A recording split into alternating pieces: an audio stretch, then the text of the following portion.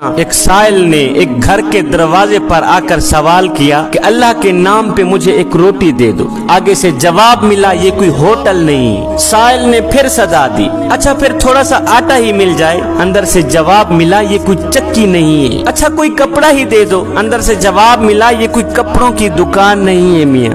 اچھا پھر اللہ کے نام پہ کوئی ایک بوٹی ہی دے دو۔ اندر سے جواب ملا یہ کوئی کسائی کی دکان نہیں ہے۔ سائل نے کہا میاں پھر تھوڑا سا پانی ہی پلا دو۔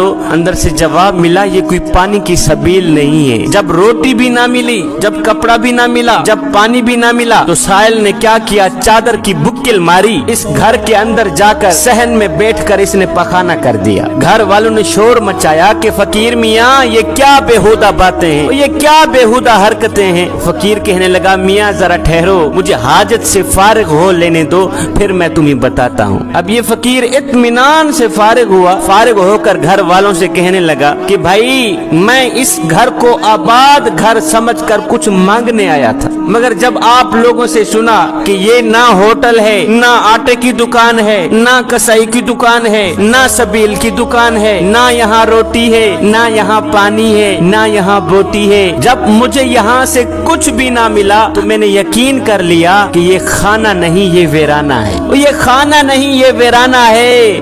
مجھے بڑے زور کی حاجت ہو رہی تھی، میں نے سوچا کہ اتفاق سے ویرانہ مل گیا ہے، کیوں نہ میں یہاں رفع حاجت ہی کر لوں۔ جوانو، جس جیب سے خدا کی راہ میں کچھ نہ نکلے وہ شیطان کا فریب ہے میاں، جس مال سے زکوٰۃ نہ نکلے وہ مال نہیں، وہ شیطانی وبال ہے میاں۔